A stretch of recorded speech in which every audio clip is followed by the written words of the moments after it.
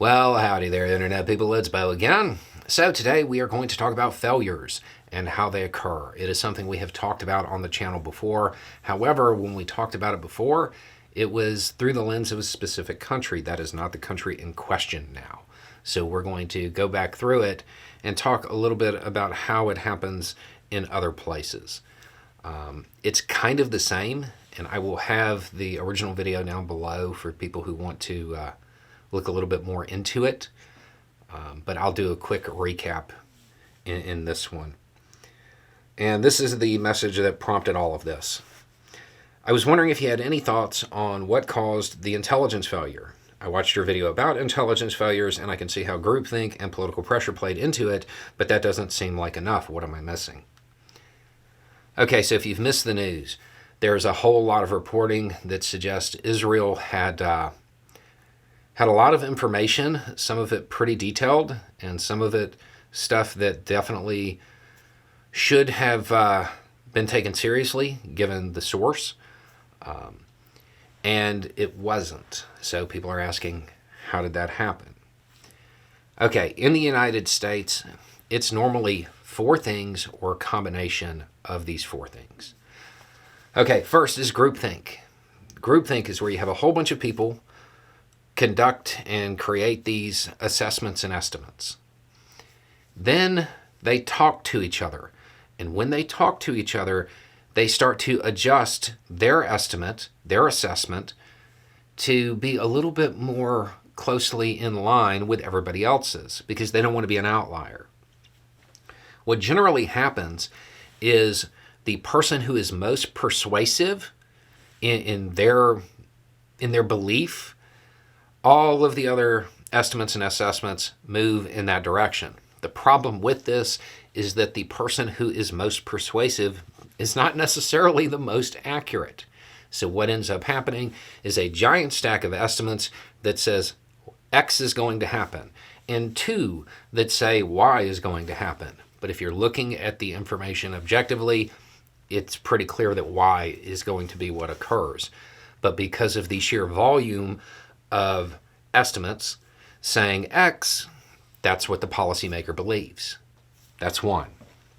Another, assuming your opposition won't make a mistake, overestimating them. The U.S. does this a lot. And this is due to historical lessons learned by the U.S. military. Vietnam, and then the first time in Afghanistan against the Soviets. Those two conflicts right there shaped this belief. In the United States, there isn't the presumption that low-tech group, they're not going to be any good. They're primitive or whatever. The U.S. they don't fall prey to that. They're on the other end. They overestimate their opposition and assume they won't make mistakes that they might. A good example of this you can see on the channel is prior to the Russian invasion of Ukraine. I did this video where I was talking about the different ways they might try to go about it. And offhandedly, I was like, and somebody mentioned they might try to do some airdrops and take some stuff from the air. I just don't see that as likely. That would be a horrible mistake. It was offhanded to the point I had dismissed it to the point it almost didn't even get mentioned. Well, they did try to do that. It was a horrible mistake, but they tried. As a commentator, that's fine. If you're actually producing information that is going to be relied upon in combat, saying that it's not going to happen or dismissing it to that degree, that may lead to like an airfield being undefended. So that's how intelligence failures occur there. Another is not understanding your opposition's applied doctrine. Applied being the key word.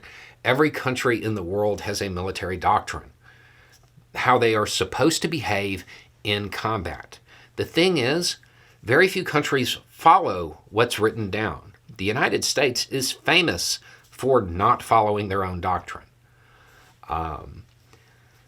So if you don't if you don't understand their applied doctrine, what they historically do, and you base it off of what they have written down, you'll make mistakes. This also occurred during the Russian invasion of Ukraine. You had a whole bunch of people waiting for that second wave of good troops or good equipment or whatever, because there's a doctrine that says they would do that, but they've never actually used it, ever. So you can't actually rely on that being what they're going to do. The fourth is, of course, political pressure. And that isn't always something super nefarious. Sometimes it's just the normal functioning of governments. A good example, in the U.S., it's a fair assessment to say the U.S. can go toe-to-toe with Russia and China at the same time. However, nobody up in D.C. is going to want to hear that, because then they have to explain to the American voter why they keep spending a whole bunch of money. Okay, so groupthink definitely appears like it played into what happened in Israel. It looks like the information went up and it got a couple levels up the chain and everybody came to the same conclusion. My guess is somebody was really persuasive. The political pressure probably had a lot to do with it, because it does seem as though the Israeli government was more interested and more concerned with what was going on in the bank. Israel does not have the institutional memory of something like Vietnam. They don't have that. The IDF, they are a military organization that has won consistently. So they don't view it that way. They do tend to underestimate low-tech groups. This definitely played into this.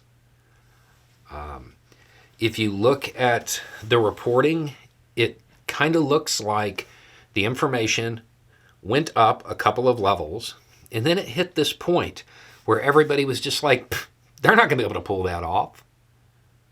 And it got disregarded. And that's where the failure occurred.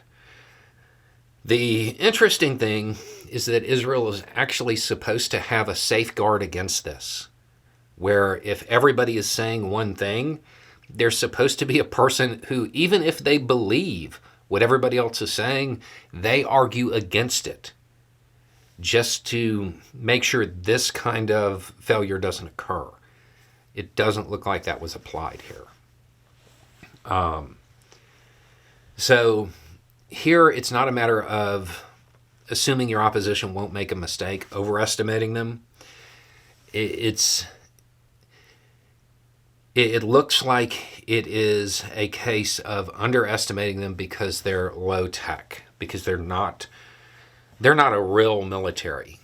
This is something that militaries all over the world do. In fact, the U.S. is kind of an exception on this one.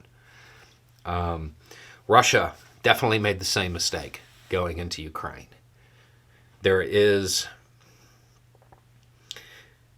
something that occurs with the propaganda in various countries. Like in the U.S., the propaganda about the quote rice farmer in Vietnam, okay, again, taken on mythical status, like to where people will even forget the NVA, the North Vietnamese Army, even existed. It's just the VC, right? That took hold in the U.S. very, very easily, and it helped create the idea of always overestimate your opposition because of the history in the U.S. Because there was a time when the U.S. was the low-tech army, and it's part of the American myth. So that propaganda took hold. In Russia, there's a lot of propaganda that basically says Ukrainians, well, they're lower. So, I mean, how would they be able to stand up to it? A lot of it is believing your own propaganda. The U.S. does it in a way that, for once, in this particular case, it's kind of useful. because the U.S., generally speaking, overestimates their opposition, and they have to guard against assuming the other side won't make a mistake, rather than being completely caught off guard by a group that did train, that did plan. The U.S. kind of always assumes that they did. So that appears to be the situation. Groupthink, a couple of levels up the chain, underestimating the capabilities of the opposition, and then political pressure diverting resources. That's what looks like caused it. Now, it's still early on. More information will certainly come out. But based on what's available, those three things definitely at play. I know there's a lot of people that want to turn this into some conspiracy. Probably not. This is a pretty standard failure in how intelligence agencies fail to produce the results that they're supposed to.